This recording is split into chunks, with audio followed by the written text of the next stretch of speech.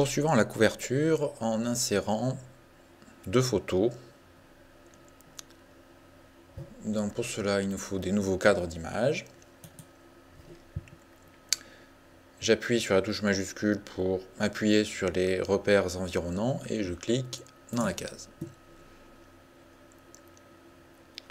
Je fais ensuite déborder jusque dans le fond perdu. Je recommence pour la deuxième. Et voici. Et maintenant, on met les photos.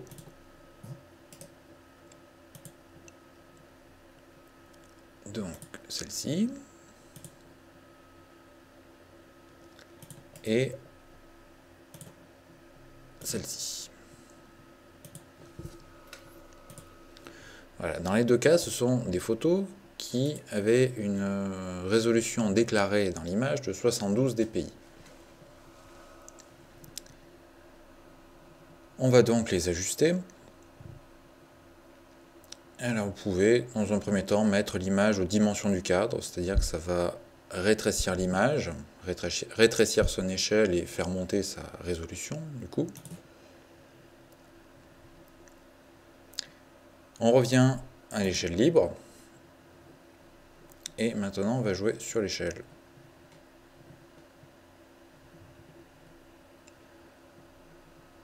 Et pour finir, on déplace afin de faire apparaître ce qu'il y a de plus pertinent.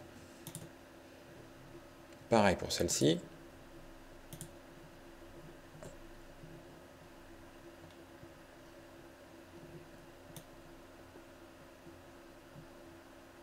Et voilà. Enfin, pour la zone où il va y avoir le résumé de vos prestations, on va d'abord faire un polygone. On peut, pareil, majuscule, clic, et on le fait déborder dans le fond perdu.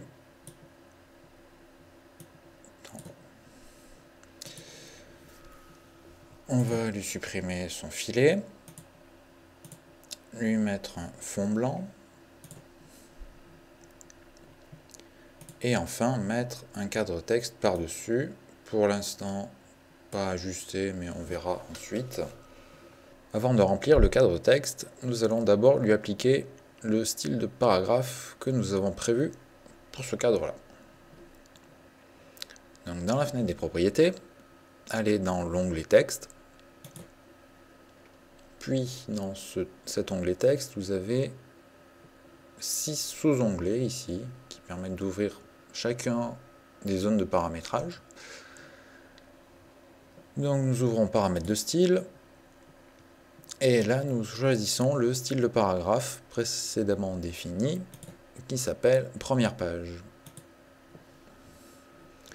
Et maintenant, nous pouvons éditer le contenu du cadre, avec l'outil éditer le contenu du cadre.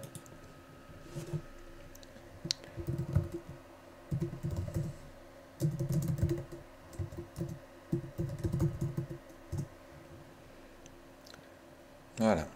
Maintenant, je clique en dehors afin de ne plus rien sélectionner. Je reviens sélectionner mon cadre texte. Je le réduis par le bas. C'est très délicat de réduire par le bas puisque on risque à tout moment de zapper la dernière ligne. Voilà. Et je vais maintenant le centrer par rapport au polygone blanc. Donc je vais me servir d'une autre fenêtre qui s'appelle Espacer et aligner. Je sélectionne donc le cadre de texte et le polygone blanc. Je m'assure que l'alignement va se faire par rapport au polygone blanc, donc au dernier objet sélectionné. Et je centre horizontalement et verticalement afin que les deux éléments soient bien alignés.